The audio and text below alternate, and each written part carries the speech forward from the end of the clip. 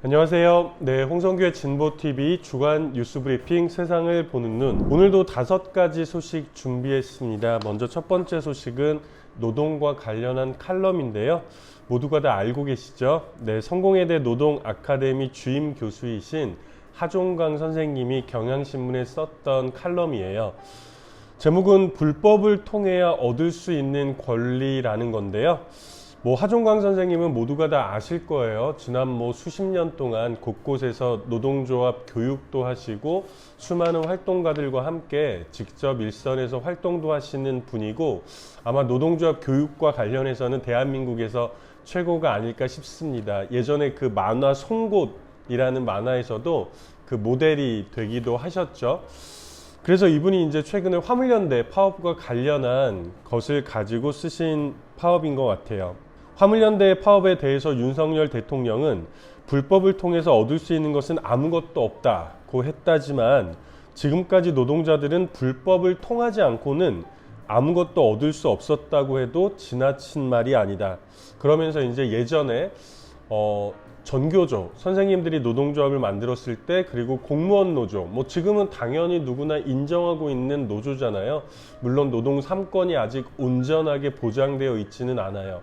그런 사례를 좀 이렇게 들면서, 합법적 테두리 안에서만 활동했다면 우리나라는 아직까지 교사 노조와 공무원 노조가 없는 미개한 사회에 머물러 있었을 것이다 라고 이야기를 하고 있어요. 자세한 이야기들은 칼럼을 좀 보셔도 될 것 같고, 제가 이제 이 칼럼을 소개해야 되겠다 이렇게 생각을 했던 건 바로 이 문장 때문입니다. 사회적 약자의 권리 주장을 억압하는 가장 비겁한 수단은 그 약자보다 더 취약한 처지에 있는 사람을 내세워서 그 약자의 주장을 이기적 행위처럼 몰아붙이는 것이다. 그 비난하는 사람이 사회적 약자보다 더 우월한 지위에 있는 경우에는 더욱 비겁한 짓이 아닐 수 없다. 예를 들면 화물연대 노동자들이 안전운임제나 이런 이슈를 가지고 파업을 했단 말이에요. 그러면 이제 아니, 화물연대 노동자 니네들보다도 더 어렵게 사는 사람이 있는데 니네가 뭘 그런 걸 주장해, 이렇게 비판하는 건 완전히 비겁한 일이라는 거고요. 이런 비판을 하는 사람들이 오히려 화물연대 노동자보다 훨씬 더 많은 부와 권력을 가지고 있는 사람들이라면 더더욱 그렇다는 것이죠. 윤석열 정부가 화물연대 노동자들의 파업에 대해서 노동시장 이중구조에 시달리는 저임금 노동자를 고통스럽게 할 것이라며 비난한 건 역시 그와 유사한 주장에 불과하다. 정작 윤석열 정부는 저임금 노동자를 위해서 한 일은 뚜렷하게 있지도 않으면서 그렇게 말하는 것은 더욱 설득력이 없다. 화물 운송료 인상의 부담을 저임금 노동자 임금을 삭감함으로써 만회하려는 기업의 행태를 비난해야 이것이 오히려 사회에 유익한 시각이다 라고 일갈을 하고 있습니다. 그야말로 일갈이라는 표현이 정말 정확하게 어울리는 칼럼이 아닐 수 없어요. 헌법의 노동 3권 중에서 원래 단체 행동권은 파업을 포함한 노동자들이 파업을 함으로써 경제적 손실을 발생시킬 수 있는 권리다. 한국은 그런 내용을 이해할 수 있는 노동 교육을 학교에서 가장 하고 있지 않은 나라에 속한다 라고 맺고 있습니다. 여러 가지 좀 생각할 부분들이 있죠. 말이 나온 김에 우리는 연대라는 이야기를 하잖아요. 노동자들 중에서 정규직 노동자와 비정규직 노동자와 임금을 조금 더 받고 있는 노동자와 덜 받고 있는 노동자가 우리끼리 싸우는 게 아니라 아래를 보면서 나보다 더 못 사는 사람들도 있으니까 나는 괜찮아, 이게 아니고 우리 사회의 부는 어마어마한데 이것을 깡그리 다 휩쓸어 가고 있는 위를 보면서 함께 연대를 하면서 싸워야 되지 않을까, 이런 고민이 들고요. 두 번째 노동 소식은 우리 실질 임금과 관련한 뉴스예요. 저도 참 이걸 읽으면서 좀 마음이 좀 먹먹했는데, 국제노동기구 ILO에서 고용정책국장으로 일하고 있는 이상원 국장님이 냈던 칼럼입니다. 제목은 실질 임금이 줄어드는 초유의 사태라는 건데요. 우려했던 것이 현실이 되었다. 세계적으로 실질 임금이 감소했다. 여기서 말하는 실질 임금은 뭐냐면, 예를 들면 어떤 회사에 다니시더라도 임금이 깎이지는 않잖아요. 그런데 문제는 물가 상승률보다 적게 오르는 임금은 실질 임금이 감소할 수밖에 없다는 거예요. 왜? 물가가 상승했기 때문에 그만큼은 기본적으로 올라줘야 사실은 작년과 올해 똑같은 임금을 받고 있다는 거죠. 예를 들면 내가 내년에 임금이 5%가 올랐어. 와, 기분이 좋아. 근데 물가도 5%가 올랐어. 그럼 똑같다는 거죠. 근데 물가는 5%가 올랐는데 그 임금은 한 3%밖에 안 올랐다. 그러면 명목상 임금은 올랐지만 실질적인 임금은 하락한 것이죠. 그런데 이것이 세계적인 추세가 되고 있다는 거예요. 요 이제 추세가 나온 보고는요, 얼마 전에 발표된 세계 임금 보고서에 따르면 실질 임금은 세계 전체적으로 0.9%, 약 1% 정도가 줄었는데요. 그간 세계 임금의 성장을 주도했던 중국을 제외하고 나면 감소폭은 1.4% 정도로 늘어난다고 합니다. 그럼 이제 이렇게 얘기하면, 아니 뭐 그러면 그동안은 뭐 코로나 사태로 어려운 적도 있었고 실질 임금이 감소를 하지 않았다는 거야? 감소한 적이 없었다는 거야? 왜? 초유의 사태라고 표현을 했으니까요. 그런데 실제로 그랬다고 합니다. 얘기를 좀 더 들어볼게요. 지난 20년간 임금 수준을 놓고 말도 많고 탓도 많았지만 실질 임금은 그래도 평균 2% 남짓 올랐다. 세계 금융위기로 모든 경제가 어려웠던 지난 2008년에서 2009년에도 실질 임금은 1% 정도 늘어났고요. 코로나 바이러스 빈사 상태에 빠졌던 지난 몇 년 사이에도 정부의 대대적인 임금 관련 지원 덕분에 일을 적게 하고도 노동소득은 그럭저럭 유지할 수 있었다고 합니다. 그래서 이번에 예측되는, 그리고 현재 겪고 있는 실질 임금의 하락은 그야말로 초유의 사태라고 얘기했던 것이죠. 경제가 어려워서 전체 소득이 줄어들 때 임금도 쪼그라드는 것은 아프지만 피할 수 없다. 하지만 지금은 그런 상황이 아니다. 향후 전망에 구름이 잔뜩 끼어 있고 세계 지정학적인 불안도 커지고 있지만 현재까지는 경제 성장세를 계속 이어왔다.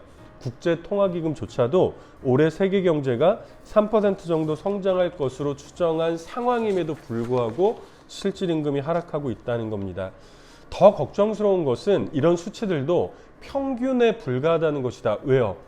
예를 들면 어려운 사람들은 더 어렵고, 그러니까 평균적으로 1% 정도가 실질 임금이 감소됐어. 이것이 고소득층으로 가면은 크게 영향을 미치지 않는데 어려운 사람들에게는 더 큰 어려움을 가중시키기 때문이죠.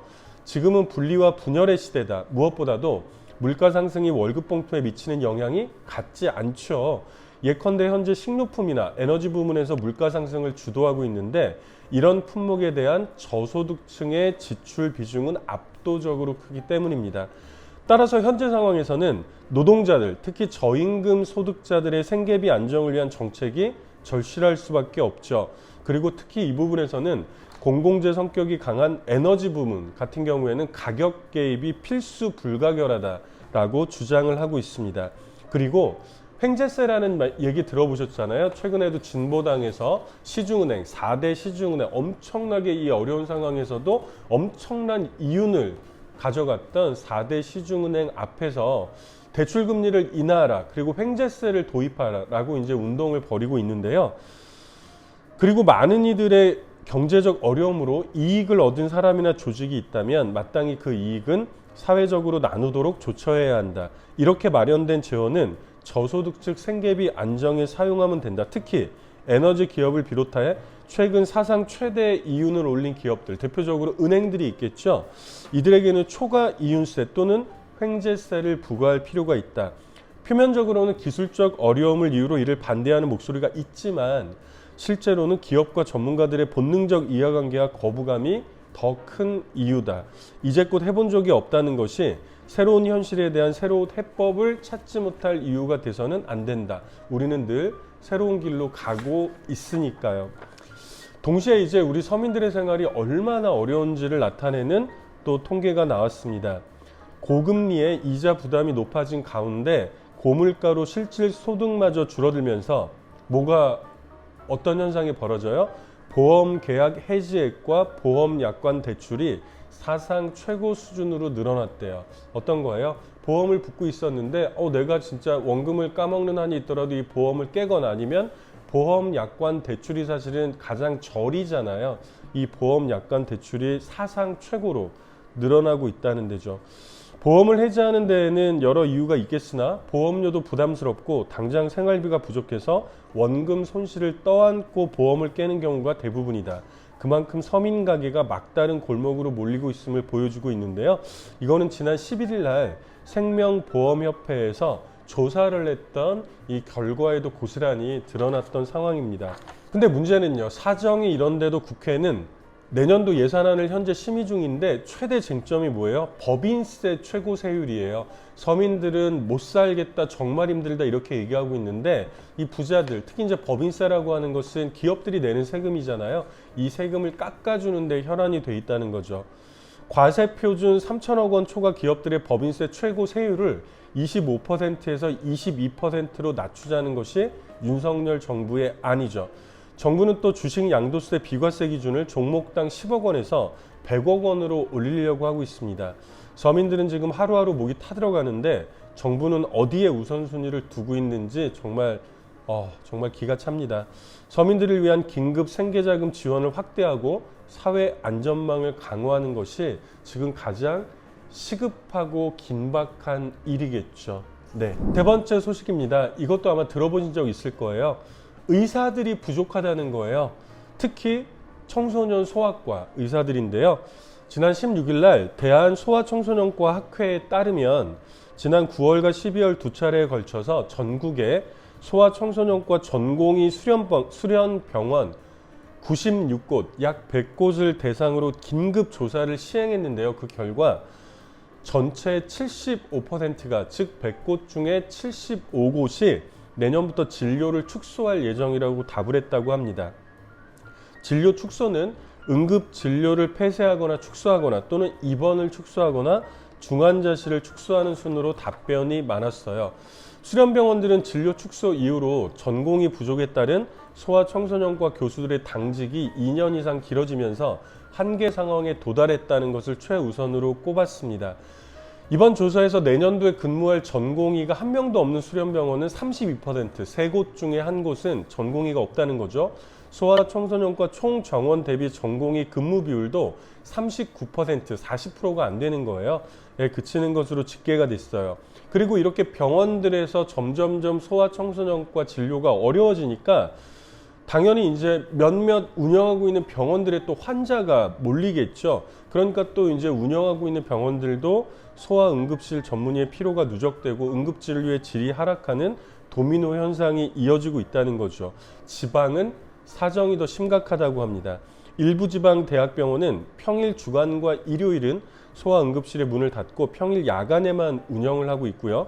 이와 반대로 야간 응급실 소아진료를 전면 중단하고 낮에만 진료하는 경우도 있었어요. 한마디로 말하면 소아청소년과 이 의료 행위가 정상적으로 이루어지고 있지 않다는 거죠. 그래서 이 학회에서는 이에 대한 타개책으로 예를 들면 전담 전문의 충원을 위한 직접적인 고용재정 지원이나 진료 보조 인력 고용 지원이나 최소 2배 이상의 기본 진료비 인상이나 복지부 내에 소아청소년 담당 부서 설립, 필수 의료 기본 가산 지원 등의 지원책이 마련돼야 한다는 입장인데요. 저는 쭉 얘기를 듣다가 이 대한소아청소년과 학회잖아요. 소아청소년과 의사들의 모임인 거죠. 근데 이 대책에서 정말 좀 약간 황당한 느낌을 받았습니다. 왜요? 아니, 전공의가 부족하다는 것이 기본 이유면 의사를 늘려야 될 거 아니에요.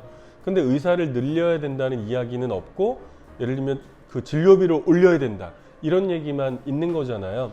정부도 사실 여기에 대해서는 손을 놓고 있죠. 지금 대한민국 같은 경우에는 다른 나라에 비해 보더라도 한 6배 정도로 의사 1인당 봐야 하는 환자가 많다는 거잖아요. 그러니까 의사가 부족하다는 거예요. 그러면 의대 정원을 늘려야죠. 이런 정책을 만들어 나가는 게 정부의 역할인데, 의사들이 의사협회에서 반대한다는 이유로 손을 대고 있지 못하다는 거죠. 이 문제는 예를 들면 정말 가슴 아픈 얘기잖아요. 소아청소년과가 의사들이 없어서 진료를 제대로 받을 수 없다. 그러면 정부에서는 당연히 의사들을 늘려서 공급을 해줘야 되겠죠. 의협에서 반대를 하더라도 말이죠. 이런 행보로 가야 되는데, 정말 그 정부의 역할, 이 공공의 역할이 참 중요한 때가 아닌가 싶습니다. 네 번째 소식도 굉장히 정말 분노스러운 일이에요. 다들 들어보셨을 거예요. 대구에서 그 이슬람 사원 건립하는 문제에 대해서 이 지역사회 주민들이 반대하고 나서면서 법정까지 갔다가 막 이런 얘기 들어보셨죠? 경북대, 대구에 이제 경북대가 있잖아요. 경북대에 다니는 무슬림 유학생들은 각자 조금씩 돈을 모아서 지난 2020년, 2년 전이에요. 12월 달에 사원 건축 공사를 시작했어요. 이 사원이라고 해봤자 뭐 여러분들이 생각하는 엄청나게 거대한 이런 게 아니에요. 그러니까 예를 들면 우리도 이제 그 주택가나 이런 데 보면 교회들이 있잖아요. 그런 작은 교회 규모죠. 그리고 이슬람 사원이라는 게 교회와 다를 바가 뭐가 있겠어요? 주택가 곳곳에 교회도 있고 절도 있고 뭐 기독교나 불교나 이슬람교나 종교 중에 하나잖아요. 그런데 문제는 이제 이슬람 혐오의 분위기 때문에 뒤늦게 이제 이를 알았던 인근의 주민들이 반대에 나섰고요. 대구의 북구청, 관공서도 문제죠.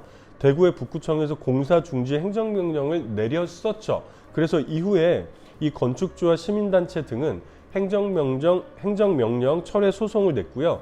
1, 2심에 이어서 지난 9월 달에 3개월 전에 대법원에서도 최종 승소를 했어요. 근데 대법원에서도 아니 건립하는 것이 맞다, 건립해도 좋다라고 얘기를 했는데 이것에 반대하는 주민들의 시위는 이제 도를 넘어서 계속 이어졌던 거죠. 하지만 비대위를 결성한 일부 주민들은 공사장 앞에 무슬림 학생들을 겨냥해서 돼지머리를 놓아두고 기도 시간에 맞춰서 돼지고기 파티를 여는 데까지 이르렀는데 오늘 이 뉴스는 이 돼지고기 파티와 관련한 뉴스입니다.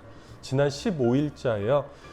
대구 북구의 대현동 주민들이 15일날 돼지고기 파티를 열었다. 40인분의 통돼지를 준비한 이 행사 이름은 대현동 주민들을 위한 연말 큰잔치라고 달았지만 사실은 마을 축제가 아니라 돼지고기를 금기시하는 무슬림을 겨냥한 기획 시위였다는 거죠.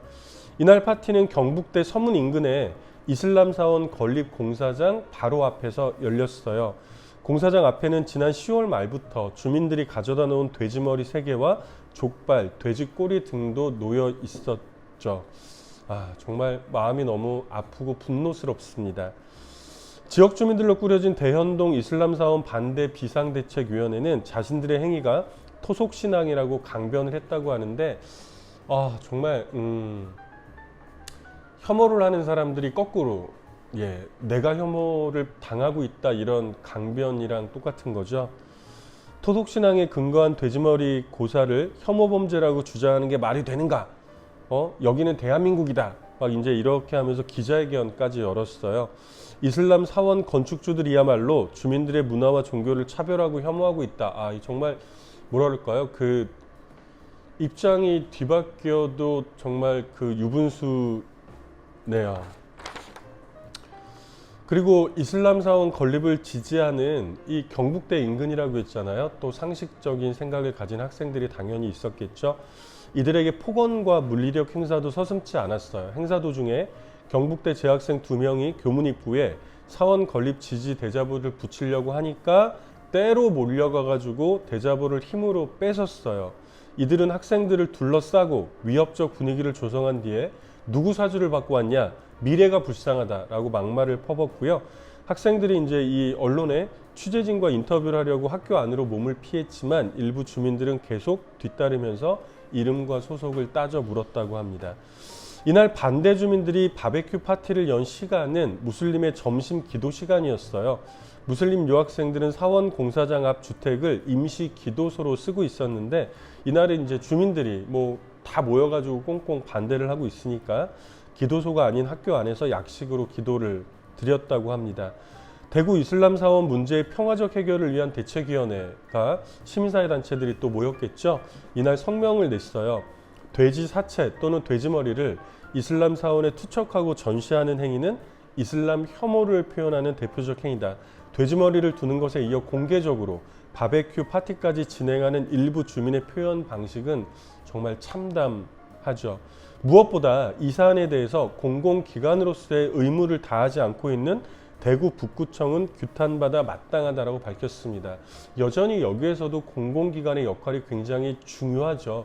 이 발단의 시작은 대구 북구청에서 공사 중지 행정명령을 내린 데에서부터 시작이 됐던 것이고 또 대법원까지 가면서 그 행정명령은 맞지 않다, 공사를 해도 좋다라고 얘기했는데도 북구청이 주민들의 눈치만 보면서 사실은 가만히 아무 일도 안 하고 있는 거죠. 이러면서 갈등은 점점 더 고조가 될 수밖에 없는 상황인 것 같은데요.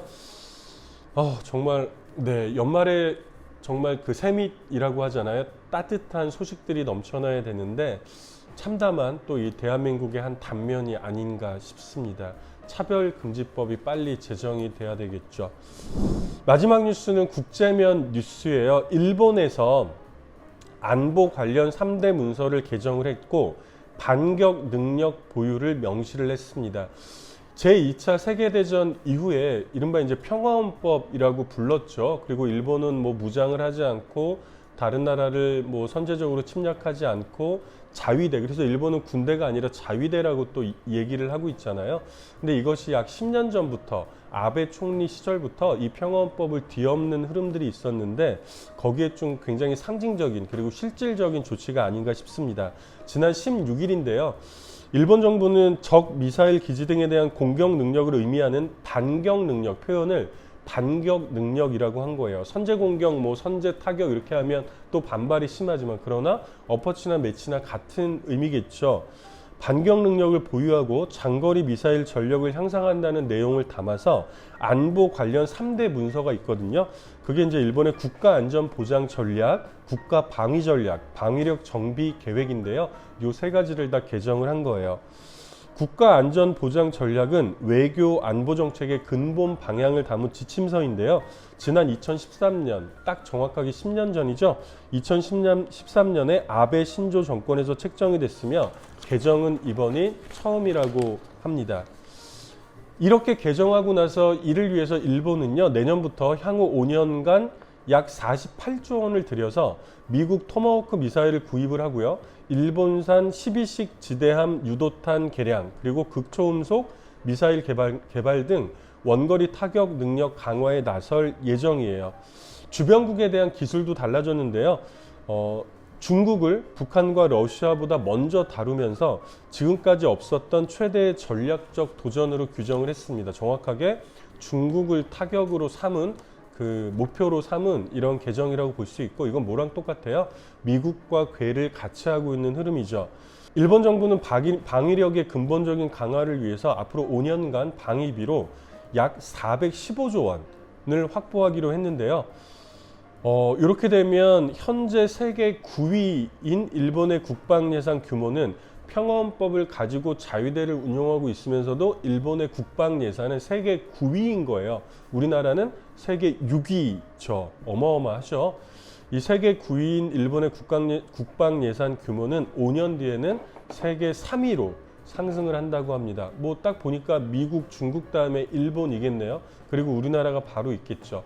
세계 5, 6위 내에 있는 국방 예산을 가진 나라들이 딱 한국, 중국, 일본 이렇게 동북아에 완전히 밀집되게 되는 거예요. 그래서 일본 내에서도 비판의 목소리가 나왔죠. 교도통신에서는 헌법 구조의 이념 아래 지금까지 내걸었던 전수방위의 형해화가 심화한다는 비판을 피할 수 없다라고 지적을 하고 있습니다. 당연히 여기에 대해서 중국에서는 반발을 했겠죠. 지난 17일 연합뉴스에 따르면 중국 정부는 지난 16일 날 일본에서 이렇게 개정을 한 날 주일 대사관 대변인 명의로 담화를 발표했어요. 우리는 일본이 역사의 교훈을 취해 이른바 중국 위협을 이용한 군비 확장을 방종하지 말고 서로 협력 동반자가 되고 위협이 되지 않는다는 중국과 일본의 정치적 공동인식으로 돌아가길 촉구한다. 그리고 이 일본의 개정하는 행위는 양국 관계와 지역 안전 및 안정의 파괴자, 교란자로 전락할 것이라고 그렇게 하지 말라고 경고를 내렸습니다. 중국의 입장에서도 당연한 일일 것 같은데 문제는 우리나라는 과연 어땠을까요? 네, 안타깝게도 우리나라는 환영을 했다는 것이죠. 사실 이 일본의 평화헌법은 방위상 필요가 있어도 상대국을 선제 공격해서는 안 되며 침공해온 적을 일본 영토에서만 군사력으로 격퇴한다는 전수방위 개념을 그동안 천명을 해온 거거든요. 그런데 이번에 개정을 함으로써 수천 킬로미터 밖에 있는 적을 미사일로 공격한다면 당연히 지금까지 지켜왔던 일본의 평화헌법의 원칙은 무너지게 되는 거죠. 그런데 이 배후에는 뭐가 있어요? 여기에는 미국의 전략적 계산도 깔려 있는 거죠. 지금 제가 설명해 드리는 것은 그 김종대 전 정의당 의원이었죠. 연세대 통일연구원 개관 교수의 칼럼의 내용을 제가 소개를 시켜드리고 있는 거예요. 여기에는 미국의 전략적 계산도 깔렸다. 4년 전에 도널드 트럼프 대통령은 러시아와 맺은 중거리 미사일 폐기 조약에서 탈퇴를 했고요. 그 직후에 미국은 중국 견제를 위한 지상 기반 중거리 미사일을 배치할 아시아 국가들을 물색했는데 한국과 필리핀은 동의하지 않았고 오스트레일리아는 중국과 거리가 멀어 실효성이 없었어요. 다만 미국은 이 오스트레일리아와도 극초음속 순항미사일의 공동 개발 및 시험 발사에 합의를 했죠. 이에 미국 전략가들은 굳이 중국과 관계 악화를 우려하는 아시아 국가들의 자국의 미사일을 배치하는 대신에 일본이 중거리 미사일을 스스로 확보하도록 돕는 것이 가장 효과적이라고 결론을 내린 거고요. 이런 미국 전략가들과 일본 정치인들의 손발이 척척 맞아 떨어졌던 것이죠. 당연히 일본의 이런 공격 능력 보유는 평화헌법을 완전히 무력화하고 일본이 중국과 동아시아 지역 패권 경쟁에 본격적으로 뛰어드는 발판이 되겠죠. 제가 아까 이제 중국은 항의를 했고요. 한국은 박수를 쳤다고 했던 얘기는 이 얘기입니다. 이를 아는지 모르는지 윤석열 대통령은 지난달, 그러니까 11월 달이죠. 11월 달에 캄보디아 푸놈펜에서 조 바이든 미국 대통령, 기시다 후미오 일본 총리와 한미일 정상회담을 했잖아요. 여기에서 3국은 미사일 정보를 실시간으로 공유한다라고 덜컥 합의를 해줬고요. 최근에 로이터 통신과의 인터뷰에서는 아니 자기들 일본 열도 위로 미사일이 날아가는데 그냥 방치할 수는 없지 않았겠느냐라고 하면서 일본의 군비 증강을 사실상 용인하기에 이르렀어요. 바로 윤석열 대통령의 발언이었습니다. 한국의 군사정보가 일본의 북한 공격에 활용될 수 있다는 맥락으로도 읽을 수 있죠. 진짜 어느 나라 대통령인지 이런 말 정말 많이 하잖아요. 그리고 또 이와 연관된 소식이 하나 더 있는데요. 우주군 사령부라고 하는 게 주한미군 안에 설치가 됐어요. 지난 14일인데요. 주한미군 우주군 사령부가 경기도 오산기지에서 지난 14일 날 출범을 했습니다. 미 우주군 사령부는요. 캘리포니아 공군기지에 본부가 만들어져 있고 야전군으로는 하와이에 인도태평양 사령부 그리고 플로리다에 중부 사령부에 설치가 돼 있는데 이 우주군 사령부는 그 미국 영토 밖으로는 이번에 한국의 오산기지에 처음으로 설치가 된 거예요. 우주군 이러니까 느낌은 뭐 외계 생명체나 물체로부터 지구를 방어하기 위한 조직이 아니냐 뭐 이런 느낌이 들지만 그거는 아니죠. 이 우주군 사령부는 뭐냐면 적국이 높은 고도로 미사일을 발사하거나 위성 시스템을 파괴하려 시도하는 경우 등에 대비하는 부대예요. 원래는 공군 산하에 두려고 했는데 2018년 당시에 도널드 트럼프 미국 대통령이 중국과 러시아를 의식해서 별도의 군 사령부로 두도록 하는 거죠. 이 우주군 사령부가 미국 본토 외에 우리나라에 처음으로 생겼다는 건데요. 문제는 처음 들어보셨죠? 예, 저도 처음 들어봤거든요. 문제는요, 이렇게 중요한 일이 전혀 우리 시민들에게 알려지지 않은 상태에서 어물쩍 넘어가 버렸다는 거예요. 미군이 한국에서 전략적 차원의 의미가 있는 조치를 취할 때는 당연히 동맹 차원의 협의를 거쳐야 돼요. 근데 우리는 그런 얘기를 들어보지 못했잖아요. 우주군 사령부를 설치하는데 동의한다? 동의하지 않는다? 뭐 이런 질문을 들어본 적도 없단 말이에요. 그런데 이번에 이 출범식에 안병석 연합사 부사령관이 참석해서 축하한 걸 보면 한국은 당연히 동의를 했던 것으로 보이죠. 오히려 윤석열 대통령은 지난달 28일 미래 우주 경제 로드맵 선포식에서 한미동맹을 우주동맹으로 발전시키겠다라고 발언을 했어요. 뭔가 이어지는 느낌이죠. 한미 국방장관은 지난달 3일 안보협의회의에서 공동선언문을 냈는데 여기서 뭐라 그랬어요? 또 우주협력을 명시를 했어요. 일종의 프리패스를 준 것이나 마찬가지죠. 그래서 인도태평양 사령부 우주군 사령관은 뭐라고 얘기했냐면 윤 대통령의 동맹의 우주협력 강화 연설을 들었을 때 굉장히 기뻤다라고 또 이렇게 이야기를 하기도 했다고 하네요. 주한미군의 우주군 사령부 설치는 미중 간 군사적 대결의 맨 앞자리에 한국이 총알바지로 서게 되는 상황을 초래할 수도 있겠죠. 이런 중요한 결정을 국민들에게 제대로 물어보지도 않고 어물쩍 내려버린 게 아닌가 하는 느낌을 당연히 지울 수 없습니다. 지금 들어보신 것처럼 국제적으로도 이 우리나라 바로 옆에 일본과 중국이 있는데 이 동북아시아의 상황이 또 심상치가 않죠. 외교적으로도 그리고 안보적으로도 우리의 지혜로운 고민이 어느 때보다 절실한 상황인데요. 점점 뭔가 계속 이렇게 좀 긴장되는 상황으로 나아가고 있다라는 것을 확인할 수가 있습니다. 와, 진짜 이 뭐 국내적으로 외적으로 정말 이 지혜로운 대응이 필요한 상황인데 걱정과 근심만 늘어가는 또 때가 아닌가 싶습니다. 오늘도 이렇게 5가지 소식 전해드렸습니다. 연말에 따뜻하고 즐거운 소식 전해드려야 되는데 다음번에는 한번 노려보도록 하겠습니다. 지금 2022년 12월 달에 대한민국에 과연 이 즐겁고 따뜻한 소식이 얼마나 있을지는 모르겠지만 최선을 다해 보겠고요. 오늘도 들어주셔서 고맙습니다. 이제 정말 12월 달 얼마 안 남았어요. 남은 12월 2022년 이제 없어지는 거예요. 남은 한 보름 정도의 보름도 안 남았네요. 이 12월 알차게 보내시고 2023년 잘 준비하는 시간 되셨으면 좋겠습니다. 좋아요, 구독, 알림 부탁드리겠습니다. 고맙습니다.